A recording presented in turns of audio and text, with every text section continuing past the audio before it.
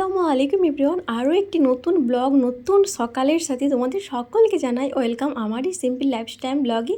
আজকের দিনটা হচ্ছে খুবই স্পেশাল।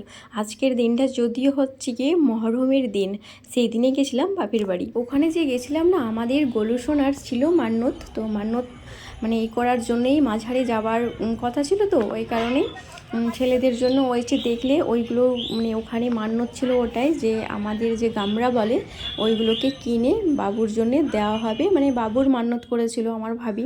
তো যাই হোক চলো, আর এখন কিন্তু এলাম একটু ছাদে।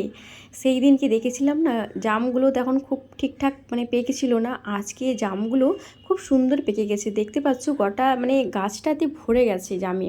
তো জামের সাইজগুলো কিন্তু ছোট ছোট, বেশি বড় না, খেতে কিন্তু টেস্ট ছিল, দুর্দান্ত ছিল।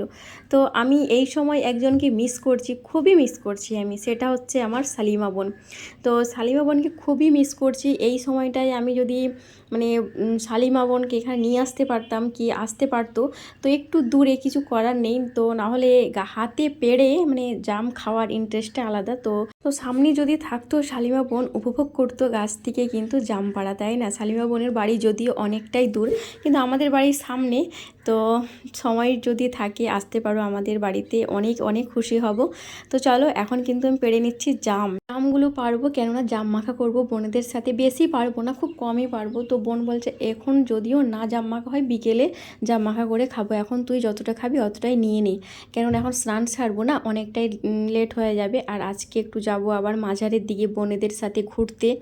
তো মাঝারে যাব আর মাঝারে একটু সিন্নিয়ে দেব।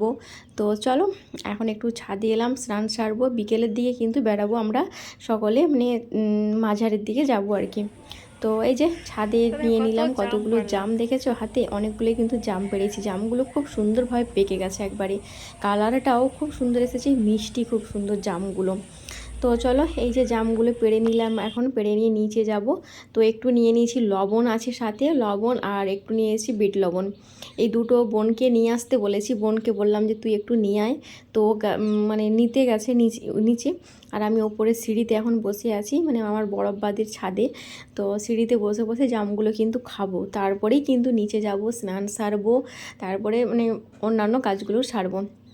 আর বোনেদের সাথে কিন্তু একসাথে ভাত খাবো আজকে। মানে বাপের বাড়ি গেলে ওখানে একটাই কিন্তু আনন্দ লাগে, যে সবার সাথে ভাত খাওয়া হয় বোনেদের সাথে। মানে আমি ওর তরকারি নেব, ও আমার নেবে, এরকম করেই আর কি খাওয়া দাওয়াটা আমাদের খাওয়া দাওয়াটা হয়ে যায়, তাই না? অনেক বেশ ভালোও লাগে। তো যাই হোক, এই কয়েকদিন অনেকটাই মানে ভালো লাগছে, ভালো দিনগুলো কাটছে এইভাবেই, যেন হাসি খুশিতে বোনেদেরকে সকলকে সাথে নিয়ে মানে হাসি খুশি দিনগুলো কাটাতে পারি, অনেকই ভালো লাগছে। তো যাই হোক চলো, তো এখন এলাম একটু পার্কে, মানে বোনেদেরকে নিয়ে আর ছেলেদেরকে নিয়ে সকলকে নিয়ে পার্কে এলাম। তো অনেকটাই লেট হয়ে গেছে, কেননা ওখানে মাঝারে গেছিলাম, ওখানে একটু ঘোরাঘুরি করলাম মেলাতে, ঘুরে তারপরেই কিন্তু মাঝারে এসেছিলাম, সরি পার্কে এসেছিলাম, অনেকটাই লেট হয়ে গেছে। তো এখন এই যে খেলছে ছেলেরা, খেলার পর কিন্তু একটু বাজারের দিকে যাব, একটু কেনাকাটাও আছে। তো দেখা যাক, যদি সময় থাকে তারপরেই যাব, কেনাকাটা করব। তো দেখো কত বৃষ্টি হচ্ছে, তারপরে এলাম বাড়িতে। তো সকাল থেকে প্রচুর বৃষ্টি হচ্ছে, দেখো কত বৃষ্টি।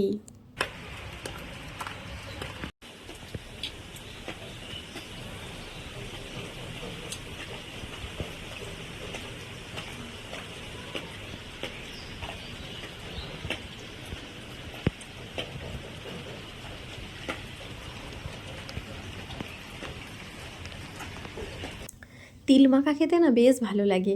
তো তিল ছাড়াতে কিন্তু অনেকটাই খারাপ লাগে, তাই না? হঠাৎ ছাড়ানো হয় না, কিন্তু ওখানে যে গেছিলাম না, দাদি কিন্তু তিল ছাড়িয়ে দিয়েছে, এতগুলো তিল আমার দাদি ছাড়িয়ে দিয়েছে, বলছে তুই নিয়ে আয় ছাড়িয়ে দেবো। তিলটা দিয়েছিল আমার কাকিমা।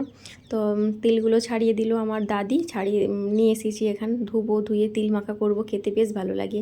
আর আমাদের যে মহরমের আগের দিনে জলসা হয়েছিল না, ওই জলসাতে সিন্নি করেছিল, ওটা জলসা শুনতে গেছিলাম আমরা, ওখান থেকে সিন্নি নিয়ে এসেছি। আর এইদিকে দেখো ফল, তোমার দাদাভাই আপেল বেদানা এগুলো সব তোমার দাদাভাই নিয়ে এসেছে। আর যে মিষ্টিগুলো দেখলে না, জিলেবিগুলো, ওইগুলো আমরা গেছিলাম যেই দিন ওখানে মহরমের দিনে, সেই দিনই কিনে নিয়ে এসেছিলাম।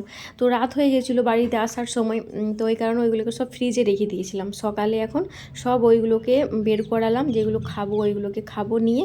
আর দেখো মুদিখানার বাজারও কয়েকটা শেষ হয়ে গেছিলো, ছিল না, যেমন চিনি একবারে বাড়ন্ত হয়ে গেছিলো, আদা একবারে বাড়ন্ত হয়ে গেছিলো, ওইগুলো নিয়ে এসেছি। কাপড় কাচার নিরমা ছিল না, ওটা নিয়ে এসেছে। মুড়ি ছিল না। তো যাই হোক এইগুলো সব মানে মুদিখানা থেকে নিয়ে এসেছে তোমাদের দাদাভাই, এগুলোকে এখন কৌটোয় ভরবো। আর আজকে রান্না বান্না জানো তেমন কোনো কিছু মানে করতে পারবো না হয়তো, কেননা অনেকগুলোই কাজ আছে, জামা কাপড় শুকানো আছে, কাচার আছে, আর বৃষ্টিও হচ্ছে। তো দেখা যাক কি হয়। আর এইগুলো এখন কৌটোয় ভরবো, কৌটোয় ভরে কিন্তু মুড়ি আর মুগের যে জিলেপি, মুগের জিলেপি করে মুড়ি দিয়ে খাবো, মুড়ি মাখা করে। আর এই যে সিন্নিটা দেখছো না, খেতে ভুলেই গেছিলাম, ফ্রিজে রেখে দিয়েছিলাম। আর খাবো কি খাবার কথা একবারেই মনেই ছিল না, মন থেকেই বেরিয়ে গেছিলো যে ফ্রিজে সিন্নিগুলো রাখা আছে খাবো। তো আর কি করাই যায়, মনে ছিল না, অনেক দিন হয়ে গেছিলো, তো আর খাওয়া হলো না। তো এইগুলোকে এখন সব বের করালাম ফ্রিজ থেকে, বের করি। আর এইদিকে দেখো আজকে যে রান্না করতে গিয়ে দেখি সর্বনাশ, আবার হয়ে গেছে, গ্যাস শেষ হয়ে গেছে। কি আর করাই যায়। তো আমাদের দুটো সিলিন্ডার ছিল, একটা ভর্তি ছিল, তো ওটাকে আবার তোমার দাদাভাই তখন বাড়িতেও ছিল, না হলে আমিই লাগিয়ে নিই গ্যাস সিলিন্ডারটা। তো বললো আমি যখন আছি আমি লাগিয়ে দিচ্ছি, তুমি গ্যাস সিলিন্ডার লাগিয়ে দিল তোমাদের দাদাভাই। তো চলো বিন্দাস রান্না করে যাই। আল্লাহ হাফিজ।